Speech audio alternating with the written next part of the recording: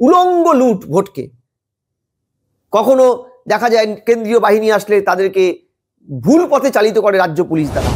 দেখা যাচ্ছে রাজ্যের প্রশাসন আর রাজ্য সরকারের হাতে নেই, দিল্লি সরকারের হাতে আছে। রাজ্য যেহেতু কোনো ডিএফিএ দিচ্ছে না বহুদিন ধরে, রাজ্য যে চুরিচামারির একটা স্বর্গরাজ্য তৈরি করেছে তাতে অতিষ্ঠ হয়ে তার সরকারি কর্মচারীরা সরে যাচ্ছেন একে একে। পশ্চিমবঙ্গে যে ভুয়ো ভোটার, ভুয়ো কাগজের স্বর্গরাজ্য, একের পর এক তৃণমূলের নেতাদের নাম উঠে আসছে। স্যার, আপনাকে মাধ্যমে স্বাগত। স্যার, আমরা গতকাল দেখছি নেতাজি ইন্ডোর স্টেডিয়াম থেকে একেবারে মুখ্যমন্ত্রী সরাসরি অভিযোগ করছেন যে নাকি বাংলার ভোটার লিস্টে কারচুপি হয়েছে।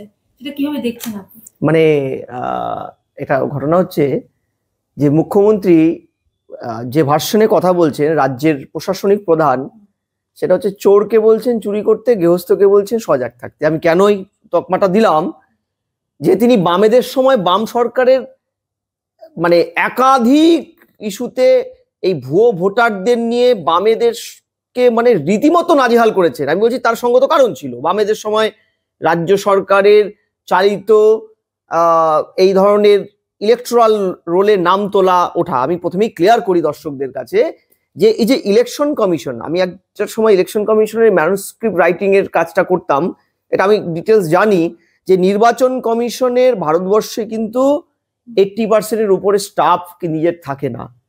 ওরা বিশেষ আইনে যে রাজ্যে কাজ করেন সেই রাজ্যের সমস্ত লিচু তলার কর্মীদের আপ টু ডিএম পর্যন্ত বিশেষ আইনে তারা কিন্তু অধিগ্রহণ করে কাজটা করায়। অর্থাৎ পশ্চিমবঙ্গে নির্বাচন কমিশন যখন এই যে নাম তোলা, ভোটার লিস্টে নাম তোলা, ভোটার কার্ড তৈরি করা, এগুলো কাজ করেন, তারা করেন স্থানীয় ব্লক, স্থানীয়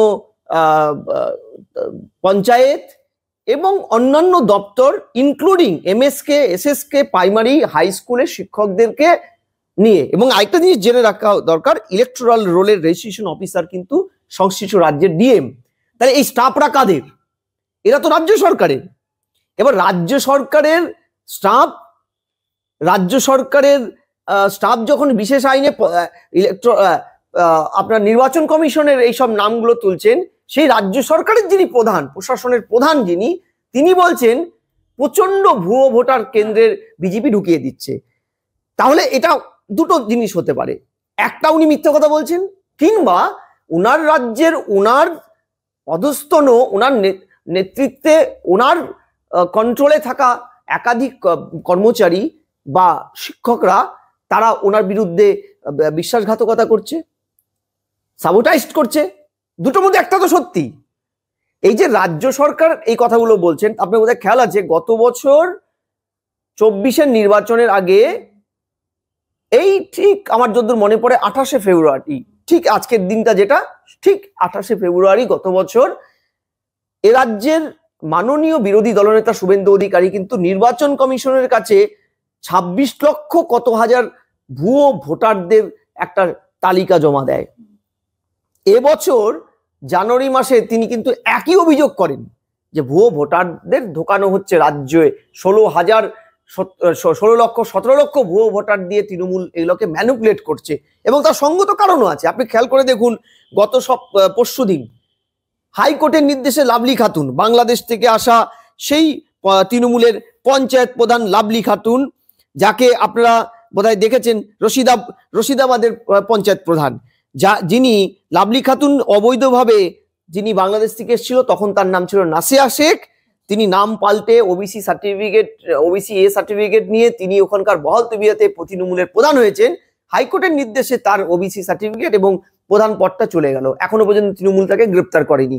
আচ্ছা, আমি বলছি আপনাকে, এই কারণগুলো যখন বিরোধী নেতাগুলো বলেছে, তখন তার নির্দিষ্ট কারণ ছিল যে আপনি দেখুন, কিছুদিন আগে ডিসেম্বর 2024-এ কেরলে গ্রেপ্তার হওয়া এবিটি জঙ্গি সাদ্রাদিকে যখন ধরা গেল, তিনি দেখা গেল মুর্শিদাবাদের ভোটার এবং শুধু তালিকায় নাম নেই, সাদ্রাদির বৌদি রাকিয়া খাতুন তৃণমূলের নেত্রী। আচ্ছা, আমি কিছুদিন আগে অসম থেকে পুলিশ এসে যখন মুর্শিদাবাদে এবিটির জঙ্গি ধরলেন, দেখা গেল দুটো পার্টে, কান্দিতে এবং সম্ভবত আমি যতদূর জানি এই ভরতপুর, এরকম কোন একটা জায়গায় মুর্শিদাবাদে তার দুটো ভোটার লিস্টের নাম। আচ্ছা, ক্যানিংয়ে যে জঙ্গি ধরা পড়লো, তিনি তৃণমূলের আত্মীয়ার বাড়িতে থেকেছেন, শুধু নয় তারও ভোটার লিস্টের দুটো জায়গায় নাম, দুটো ভোটার কার্ড। আমি বলছি এইগুলো তো প্রত্যেকটা, ইভেন আপনি বোধহয় খেয়াল আছে বারাসাতে কাকলি ঘোষ দস্তিদারের, সাংসদ কাকলি ঘোষ দস্তিদারের জন্মদিনে একটা দলীয় সভায় রত্না বিশ্বাস কোমর দুলিয়ে দুলিয়ে একজন কোন কিসাম তার দলেরই সংখ্যালঘু নেতার সম্পর্কে বলছিলেন উদ্দেশ্য করে যে তিনি অবৈধ বাংলাদেশের নাগরিকদের ভোটার লিস্টে নাম তুলে দিবেন, কোনো চিন্তার কারণ নেই। এই যে ঘটনাগুলো, এই পুরোটা তো রাজ্যের সরকার যে বহিরাগত ভোটারদের দ্বারা নির্বাচন কমিশনের চোখে ধুলো দিয়ে বা তাদের কর্মচারীদের দ্বারা এই ভুয়ো ভোটারদের তুলছেন, আজকে এটা তো প্রমাণিত। তাহলে মমতা ব্যানার্জি এটা কেন বলছেন? কেন উল্টো চোর কোতোয়াল কো কাটে, এটা একটা প্রবাদ আছে না হিন্দিতে, কেন বললেন? এইটাও কিন্তু তার একটা কৌশল। কালকে একটা খুব সাংঘাতিক তিনি কৌশল খেললেন ভোটের ইয়েতে, সেটা হচ্ছে তিনি মুসলিম ভোটারদের উদ্দেশ্যে একটা ভয়ের পরিবেশ, ঠিক যেমন দেখবেন ভোট আসলে উনি ক্যাকা ছিচি করেন, তাড়িয়ে দেবে, একটা ভয় ধরান, এই ভয়টার ইয়ে করলেন। এই জন্য তিনি দেখেন যে মুসলিম ভোটারদের নাম ধরে ধরে তিনি বললেন গুজরাট, মধ্যপ্রদেশ, হরিয়ানা, এখান থেকে লোক নাকি এসে এখানে ভোটার লিস্টে নাম উঠাচ্ছে। আমার প্রশ্ন হচ্ছে ম্যাডাম, এই নামগুলো তো আর বিজেপি ঢুকেই দেয়নি। এই যে আমি আপনাকে বলছি যে বুথ লেভেলে ইলেকট্রাল অফিসারকে, প্রাইমারি টিচার, আশাকর্মী, এসএসকে, এমএসকে, তারা ফিজিক্যাল ভেরিফিকেশনটা করে। এরা কারা? তৃণমূলের মানে সরকারের বেতন পায়, রাজ্য সরকারের কর্মী, একদম কোর কর্মী। আচ্ছা, এরা যখন স্যাটিসফাই হয় তখন তারা নামটা কোথায় পাঠায়? ইআরওর কাছে, ইলেকট্রাল রেজিস্ট্রেশন অফিসার, যিনি ব্লকের বিডিও হন বা অন্য কোনো আধিকারিক হন। এরা স্যাটিসফাই হলে পাঠান কাকে? এরা পাঠান হচ্ছে ইলেকট্রাল রোলের রেজিস্ট্রেশন অফিসার, ডিএমকে। পুরো প্রসেসটা ডিএম দেখাশোনা করে। তাহলে এখানে আপনি বিজেপির ভোটটা কোথায় দেখতে পাচ্ছেন? সব জানেন। আমি তো বলছি কৌশল, এই কৌশলের পার্টেই তিনি এই ভয়গুলো ধরান সংখ্যালঘু ভোটটাকে ম্যানিপুলেট করতে। কিন্তু সমস্যা কি জানেন, যে এত কিছু করার পরেও রাজ্যের মুখ্যমন্ত্রী এত ধমকি চমকি, প্রশাসনকে নামিয়ে দেওয়া, লেলিয়ে দেওয়া, বিরোধীদের নিকেশ করা, নমিনেশন না দেওয়া, ভোট লুট করা, এত কিছুর পরেও কিন্তু লাস্ট নির্বাচনে 15 লক্ষ ভোট কম পেয়েছিলেন এবং প্রধান বিরোধী দল বিজেপির থেকে তার ভোটের ডিফারেন্স ছিল মাত্র 7 লক্ষ। আমি যে এত কিছুর পরেও প্রশাসন তার পুরো প্রক্রিয়াটা প্রশাসনকে দাঁড় করিয়ে রেখে তিনি করান উলঙ্গ লুট ভোটকে। কখনো দেখা যায় কেন্দ্রীয় বাহিনী আসলে তাদেরকে ভুল পথে চালিত করে রাজ্য পুলিশ দ্বারা, আটকে রাখে, ভালো মন্দ খাইয়ে দিয়ে তাদেরকে অন্যদিকে ঘুরিয়ে দেয়। এত কিছুর পরেও কিন্তু রাজ্যে মাত্র তার ভোট বৃদ্ধি 7 লক্ষ। তার কিন্তু ভোট গ্র্যাজুয়ালি কমেই যাচ্ছে। রাজ্য সরকারের বিরুদ্ধে এই সমস্ত কর্মচারীরা কিন্তু সাবোটাইজ করছে কেন্দ্রের হয়ে। অর্থাৎ তার মানে ঘুরে দাঁড়ালো এটা বাইনারি, যে রাজ্য যেহেতু কোনো ডিএফিএ দিচ্ছে না বহুদিন ধরে, রাজ্য যে চুরিচামারির একটা স্বর্গরাজ্য তৈরি করেছে, তাতে অতিষ্ঠ হয়ে তার সরকারি কর্মচারীরা সরে যাচ্ছেন একে একে। তাই তো প্রমাণিত হয় এটাই। কারণ এই কাজগুলো কেউ একটাও মোদি বা বিজেপির কোনো লোক করেন না, এরা করে মমতা ব্যানার্জির যে প্রশাসন, তার কর্মচারীরা। তাহলে ঘুরপথে তাই তো দাঁড়াচ্ছে, এটাই তো স্ট্যান্ড হয়। আমি বলছি যে মুখ্যমন্ত্রী এইগুলো কেন বলেন জানেন? এই যে পুরো ভুয়ো ভোটারের চক্রটা মুখ্যমন্ত্রী নিজে কিন্তু তুলেছেন। আপনি খেয়াল করুন, ফি বছর ভোট হলে পরে এলাকায় বিভিন্ন মানুষ তার মৃত বাবা মাকে দেখার জন্য ব্যাকুল করেন সোশ্যাল নেটওয়ার্কে। কেন? জানা যায় তার স্বর্গগত পিতা বা মাতা তার ওই এলাকার বুথে এসে ভোট দিয়ে চলে গেছেন দুপুরবেলা, এবং অনেকেই আছে, আমি শুনেছি আমার বহু বন্ধুরা তার মৃত বাবা মাকে খুঁজে পাওয়ার জন্য, একবার দেখার জন্য বুথের বাইরে দাঁড়িয়ে থাকেন। কারণ এই যে মৃত মানুষদের ভোটগুলো করানো হয়, এই যে মৃত মানুষকে বেছে বেছে এলাকায় কোন বাড়িতে কারা কবে মারা গেছে, এই মৃত মানুষ কবর থেকে বের করে আনার প্রক্রিয়া তো নিশ্চয়ই বিজেপি বা দিল্লি জানে না, এটা তো স্থানীয় প্রশাসন জানে। মাথায় রাখতে হবে, এই যে ভোটার লিস্টে নাম তোলা, এটার যে 3টে প্রক্রিয়া, অনলাইন বলছে না, অনলাইন, উনি জানেই না, উনি সব জানেন, জেনে বুঝে মিথ্যে কথা বলছেন। অনলাইন এই প্রক্রিয়াতে 6 নম্বর ফর্মটা ফিল আপ করতে হয়, সেখানে 3টে জিনিস চাওয়া হয় প্রমাণপত্র হিসাবে। একটা অ্যাড্রেস প্রুফ, অর্থাৎ ওই বুথে, যে বুথে আপনি নাম তুলতে চান সেই বুথের লোক কিনা আপনি। দ্বিতীয়, বার্থ সার্টিফিকেট রেজিস্ট্রেশন, অ্যান্ড একটা হচ্ছে সিটিজেনশিপ, আধার কার্ড, ফাদার কার্ড, এইসব কিছু। তাহলে এবার প্রশ্নটা হচ্ছে অ্যাড্রেস প্রুফটা কারা দেয়? পঞ্চায়েত দেয়, হ্যাঁ, প্রধান দেয়, মিউনিসিপ্যাল কর্পোরেশনের চেয়ারম্যান দেয়, বিধায়ক দেয়, এমপি দেয়, কাউন্সিলর দেয়। এই 99.99% যে স্থানীয় প্রশাসনটা তৃণমূল কংগ্রেসের চালিত, বিরোধীরা এখানে নমিনেশন দিতে পারে না পঞ্চায়েত কিংবা মিউনিসিপ্যালিটিতে।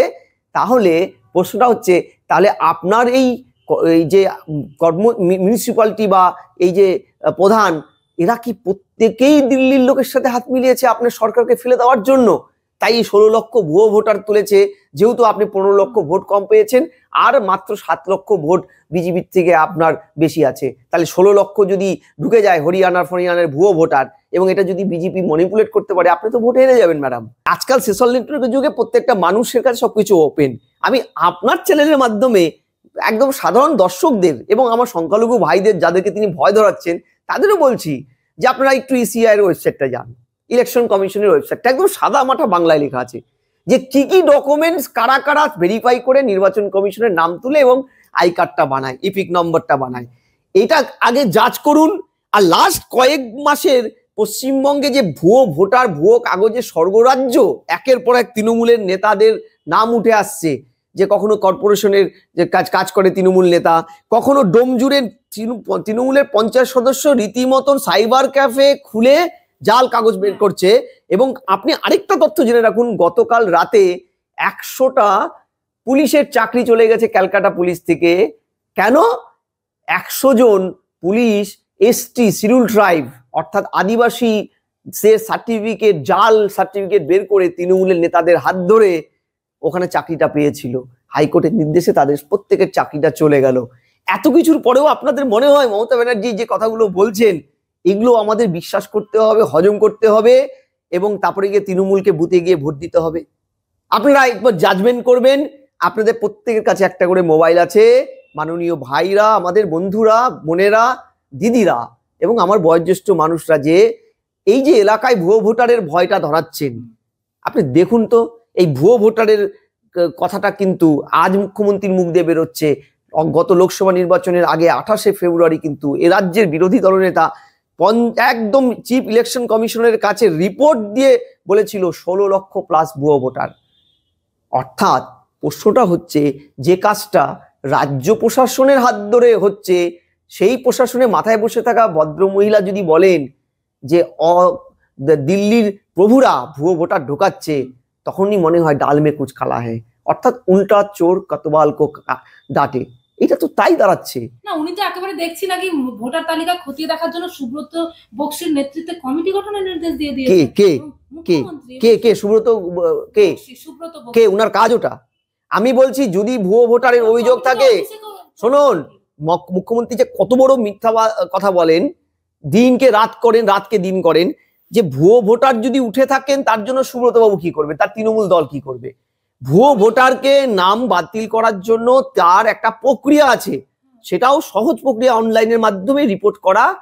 আপনার তো এত বড় কলেবর দলটায়, এত লোকাল কমিটি, জোনাল কমিটি, আপনার কত কি, আপনি শৃঙ্খলা রক্ষা কমিটি, 99.99% পঞ্চায়েত আপনার, কর্পোরেশন ভোট করান না আপনি দিনের পর দিন।